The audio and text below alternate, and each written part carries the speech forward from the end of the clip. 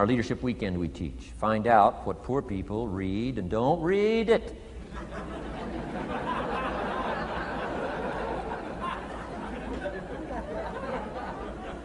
I'm telling you, don't talk like they talk. Lend a helping hand, but don't fall into their poor philosophical scenario. Don't blame what they blame. Don't use the excuses they use. It's called the language of the poor. Switch gears, switch language, switch ideas, switch strategy. Start with the simplest of disciplines. And don't bemean any of these disciplines. The smallest of disciplines starts the process of life change. And if you'll invest in this thing called discipline, you can have whatever you wish. It's called the beginning of a miracle. Now here's the last clue on discipline. Do the best you can.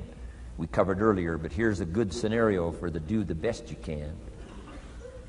I've got a good question for you. Is the best you can do all you can do? And the answer is no. Strangely enough. If we all fell on the floor right now and did as many push-ups as we possibly could,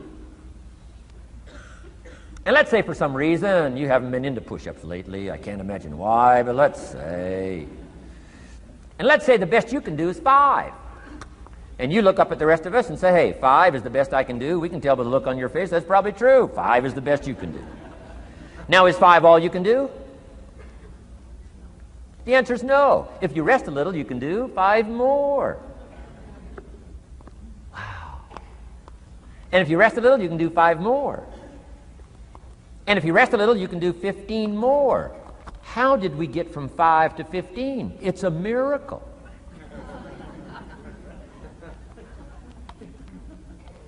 And if you rest a little, you can do 15, rest a little, you can do 15, rest a little, you can do 20. How did you get from 5 to 20? It's a miracle. Did you know you can keep doing that? Do a little more, rest a little, do a little more, rest a little, and finally get up to 50 push-ups? Is it possible to get up to 50 push-ups? Of course. How do you go from 5 to 50? It's a miracle. How do you get a miracle going? Number 1, do what you can. Don't leave out what you can, from writing a letter to your mother in Florida. Start cleaning it all up. 2, doing the push-ups. Go from 5 to 50.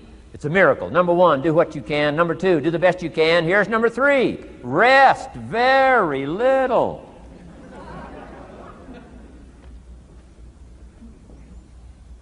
Don't rest too long. Why? The weeds take the garden. Kids have got that figured out. You can't rest too long. Here's the clue. Make rest a necessity, not an objective. The objective of life is not to rest. The objective of life is to act. Think of more disciplines. Think of more ways and means in which to use your own wisdom and your own philosophy, and use your own attitude, your own faith, your own courage, your own commitment, your own desires, your own excitement. Invest it, invest it, invest it, invest it in discipline so that it's not wasted. The smallest of discipline. Thereby transform your life. Join the 5%, join the 10%, join the 3%. Guess when I went and got this little book, Richest Man in Babylon? The same day I heard about it. I went and got it. Somebody says, well, Mr. Rohn, does that make you different than most other people? And the answer is yes. Somebody says, well, why is that? We don't know. We don't know. What do you know? You don't know. I don't know. None of us knows.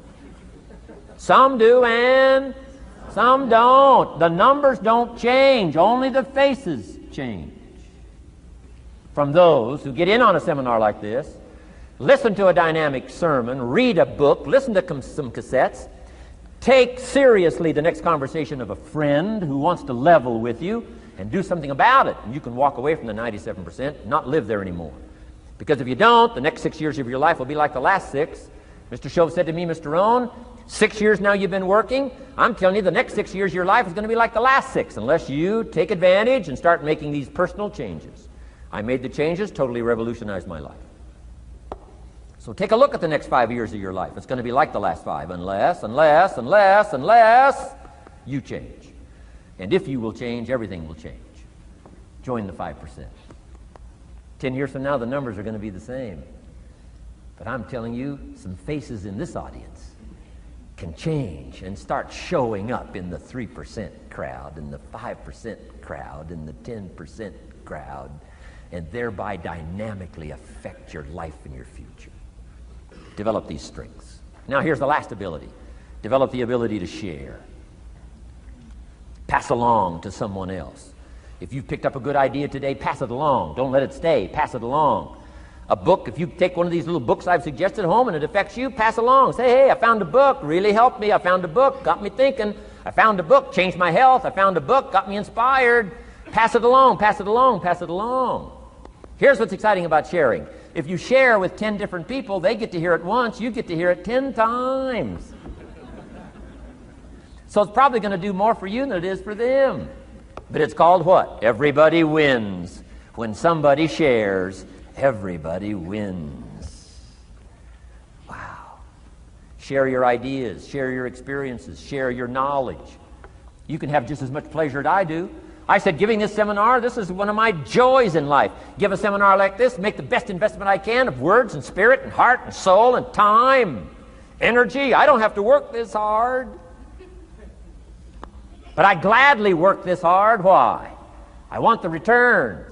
Your words touch my life. See, that's heavyweight stuff. You can't buy it with money. But I'm telling you, you can get the same thing started by recommending a book. Somebody will read that book, and then they'll read another one, and they'll read another one, and they'll come to you someday and say, you got me started. That book you recommended turned my lights on, turned my mind around, got me thinking, got me pondering, and I've been on track ever since. You can get just as much praise as I do if you'll share with your children, share with your colleagues, share with everybody that comes within your grasp. Share. Now here's what sharing does. Not only helps you, helps the person you share with.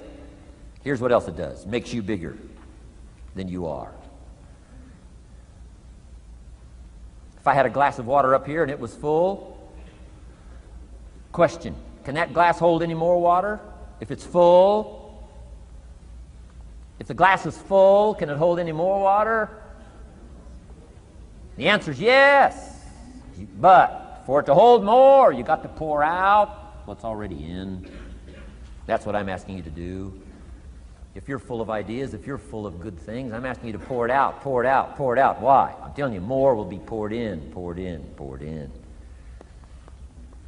Next, when you do pour out, you become bigger. Not like a glass that stays the same. Human beings have the ability to grow in consciousness and awareness and capacity. It's unlimited capacity. I found out kids don't lack capacity. In Europe, the kids speak what? 2, 3, 4, 5, 6 languages. When I grew up, my father spoke German, never taught me. My mother spoke French, never taught me. They were trying to get away from all the old world languages back then. Had no concept how valuable languages were going to be in the future. Just didn't know. So they abandoned the German, abandoned the French. I could have learned all 3 languages instead of just English. My girls went to school in Beverly Hills. They've turned that around. In first grade now in Beverly Hills school system, they offer 3 languages besides English. French and German, Spanish. Why? Because kids can learn 2 languages just as easy as 1. Question, how many languages can a child learn? Here's how many. As many as you'll take the time to teach them. They do not lack capacity. They only lack teachers. Wow. And I'm telling you the same thing is with you. You don't lack capacity. But here's how you expand your capacity. And that is to share what you've got. Now you get bigger. Share some more, and now you get bigger. I'm here for a very self-interest reason. If I share with you, my consciousness grows. If I share with you, I get to hear this again. Somebody asked me not long ago, said, Mr. Rohn, how are you doing with all this stuff? You get on everybody's case pretty hard. How are you doing with all this stuff you teach? I said, well, best I can share with you is this. Listen to me very carefully, but don't watch me too close. This stuff's easier to lecture on than it is to do. I understand that. I'm working on it just like you. But hey, pour out what you've got so that your capacity grows. Now, why should you want your capacity to grow? Very self-interest reason. Here it is. To hold more of the next experience.